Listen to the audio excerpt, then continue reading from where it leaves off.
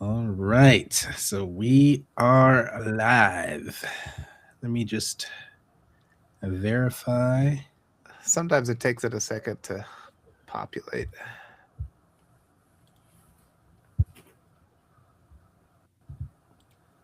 Yep, we're live. Awesome. Okay, just want to make sure. Wow, we have like 49 people immediately. Nice. Wait, what the heck? This can't be right. These numbers can't be right. No way. Impossible. Can't be right. All the I'll take it. 189. We got them all primed. I was just Arturo is there. Awesome. That's pretty cool. All right. Well, thank you all for being here. This is crazy. Pretty awesome. So, for those of you who don't know, my name is Will Fullwood, creator of the Contraband Wagon, where I'm changing the conversation on race. That's the name of my Substack here. I also have a YouTube channel where I have snippets from my conversations on race for people to take a look at. And I'm joined here by Walter Rhein. Walter, go ahead and introduce yourself. Hey, everybody. I'm so happy to see you all. I was just looking in the chat. Thank you for being here. This is so important. These ongoing talks are so important. And again, I want to just appreciate all of you for being here. These are hard topics. I know everybody's frustrated with everything we're being confronted with today. We have a lot more power than this regime wants us to believe. We're going to preserve the truth. We have a wonderful, wonderful guest, and I'm so excited to hear more about what Eric has to say today. This is the important work, not just of our time, but for all of history, I think. We're in a moment of recalibration. Thank you for being here. We're all going to rise together. We're all going to have power. Back to you, Will. Thank you, Walter. Yeah, Walter's been doing great work bringing people together. And as part of my work, I ended up running into Eric. So for those of you who don't know, I have a meetup group, Racism Discussion Group. And that's where Eric and I actually met. He signed up for one of the events that I host every month called Open Discussion Group, where anyone can come in and we have round robin discussion on race. Eric came to one of those discussions and his story was so captivating and interesting about working for a plantation museum as a docent. Okay. Kind of going around and telling people the histories of some of the people who used to live at the plantation, slaves and otherwise. And so it was really interesting hearing his experience and also hearing his personal experience about what it was like trying to kind of get the museum to think about presenting these stories in a way that was I would say more historically accurate. I would say more also recognition of the brutality and the and some of the lives that people actually were living back then. So it was interesting just to hear both from a contents perspective and from a personal perspective from Eric.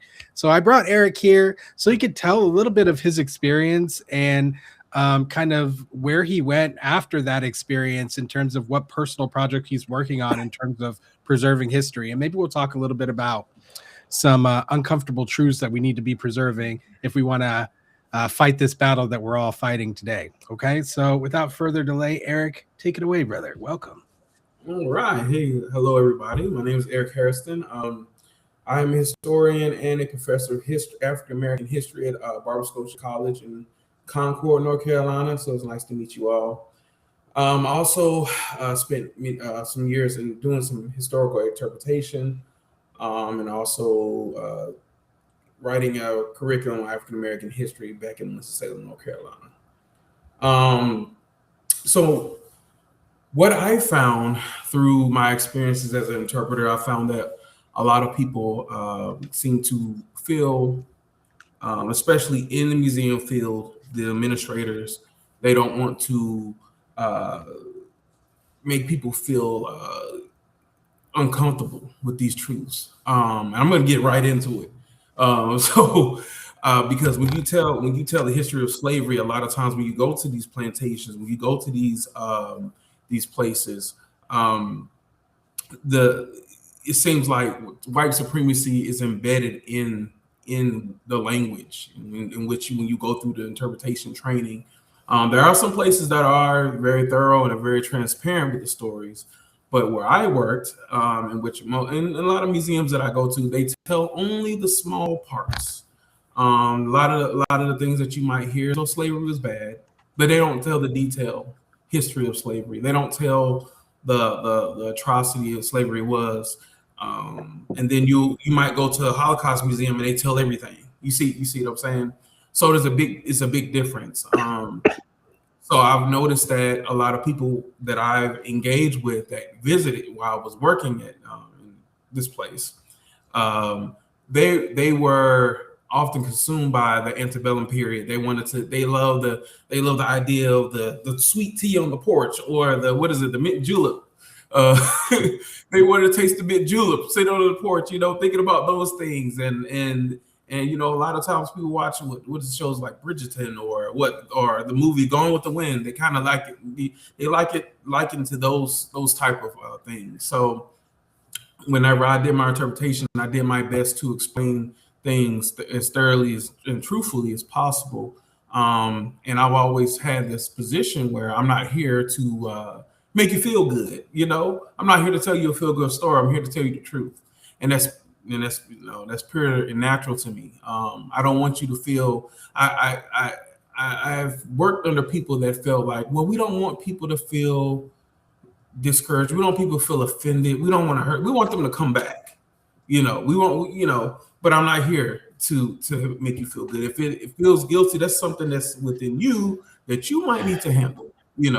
Within your heart, you might have some things that you need to tangle within your own mind. So those are some, very briefly, some of the things that I've encountered, and was part of my work that I'm trying to get through outside of where I work in the museums around my general area, and I plan to go outside of this area too. So, yeah. You know what it reminds me of, Eric? That part of your story. It reminds me of the fact that we have laws in many states in the United States right now preventing the teaching of race that causes discomfort. And so it's replicated even in the school system, in our laws, our education laws, that nobody can feel discomfort over learning about the brutality of slavery or the system of white supremacy. We have to protect people's precious feelings, which is really just the way of protecting the system and the power that it has over our populace. And let me add on to that. At the same time, this white supremacy regime does nothing but attack us and constantly make us feel bad. Like everything that's wrong. Oh, I'm living in poverty. Oh, that's your fault. And it's like at no point is there ever any need for our feelings of the people that have to endure the abuses and the horrors and the atrocities of these, this abuse regime. It's like even now, like they don't want to talk about the Epstein files. Yeah, it's horrific and disgusting, but we have to see it because it's better to know what these evil people are doing. Because if we don't know, they're just going to accuse us of their crimes. And number two, not knowing allows them to take power so they can continue to do their crimes. So it's either learn about the actions of evil people or be raped and abused and exploited and murdered by those evil people is kind of the way I look at it. So I applaud you, Eric, for what you're doing. Thank you so much. Thank you. Yeah.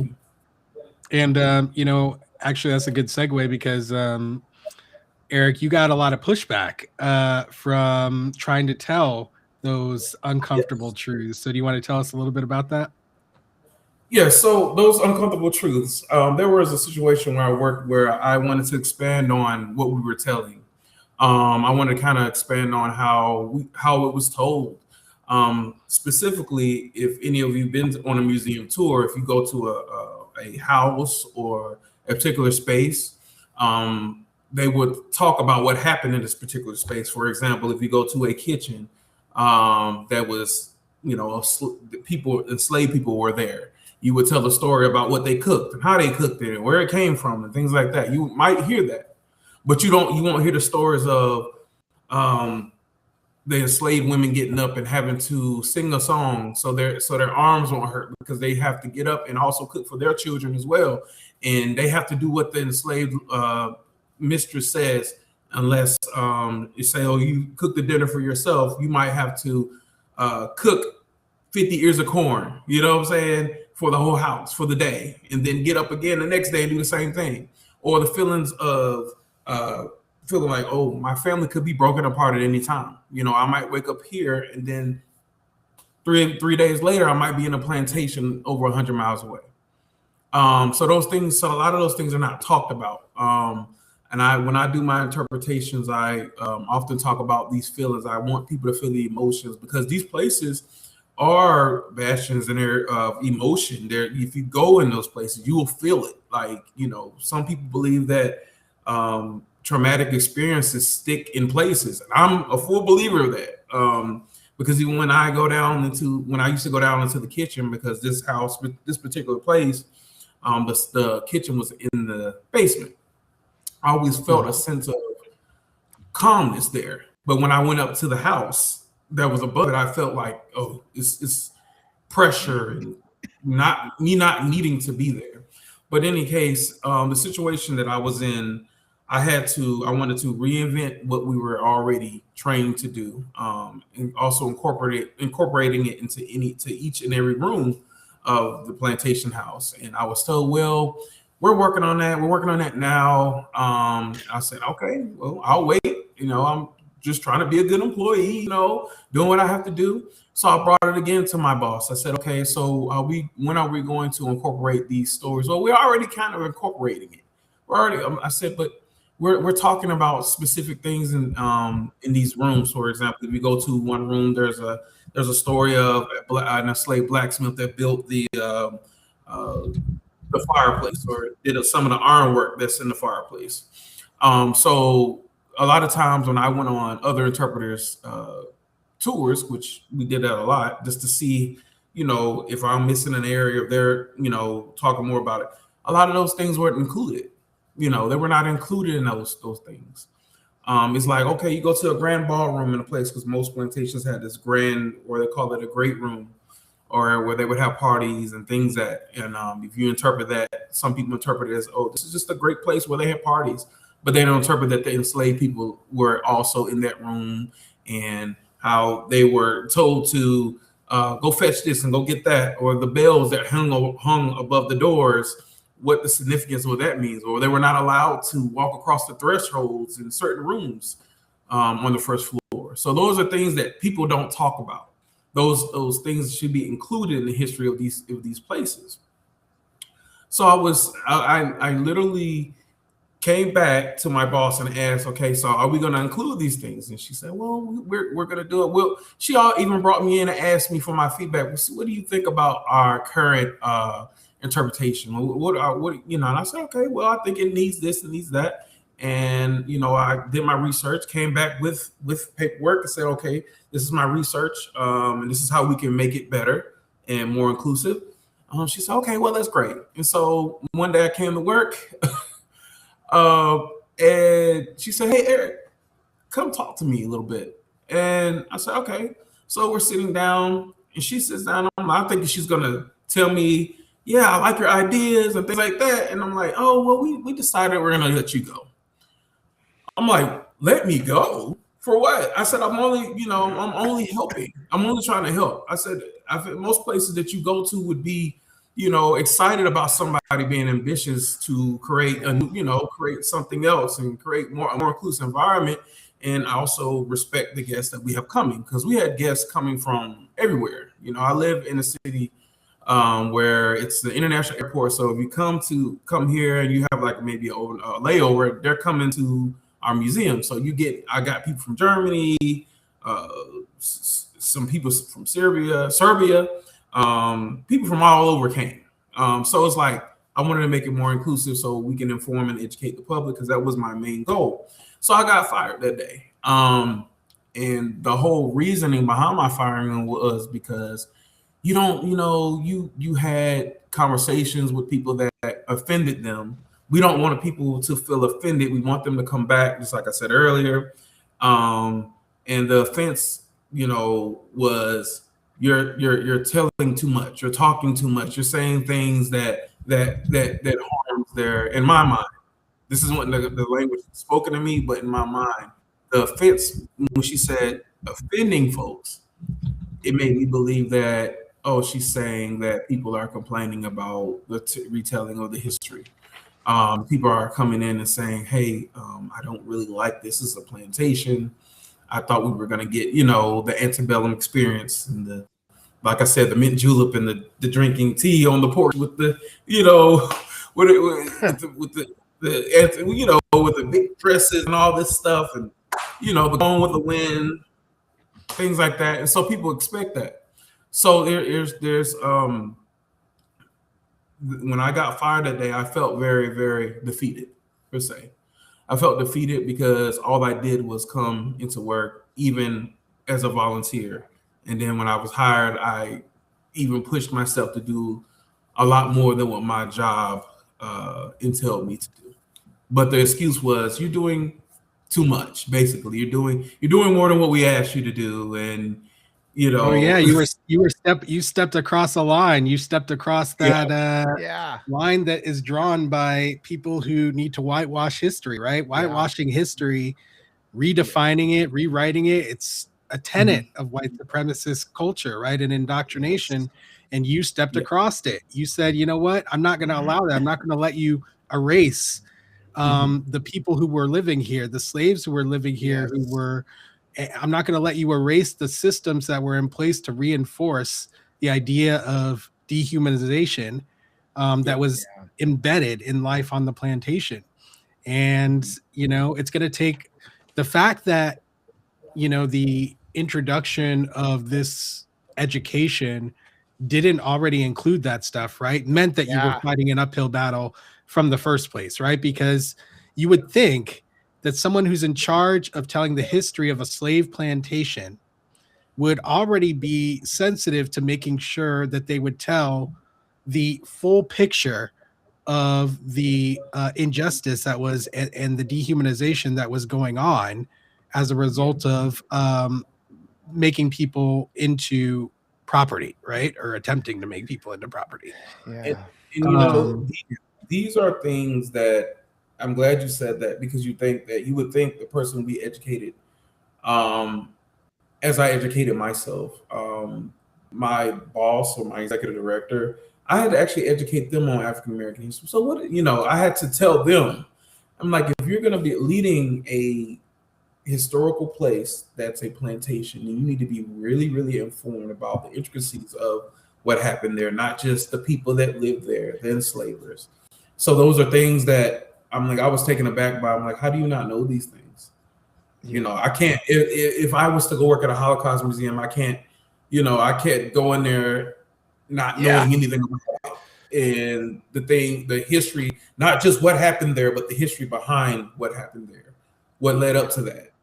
I would be scolded, probably fired for that. Right.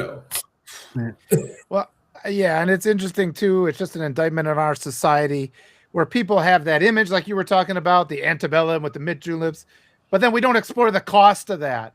And so, let's go to the plantation. Here's the experience of all the people who actually were being exploited to give you that false narrative.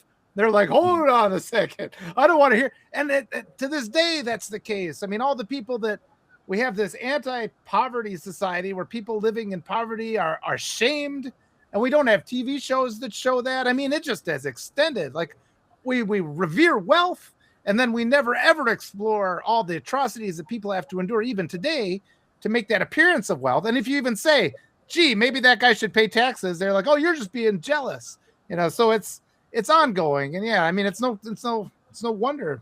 But I'm curious, Eric, have you seen? I mean, what year? Whatever. I only share as much as you're comfortable sharing. But what year did this happen? If you're able to share that, and have you seen things change? Have you seen people be more open to these kind of messages now? To be honest with you, this happened last year. Okay, damn it! I was hoping. So this is not something that happened years ago. This is I haven't seen any changes.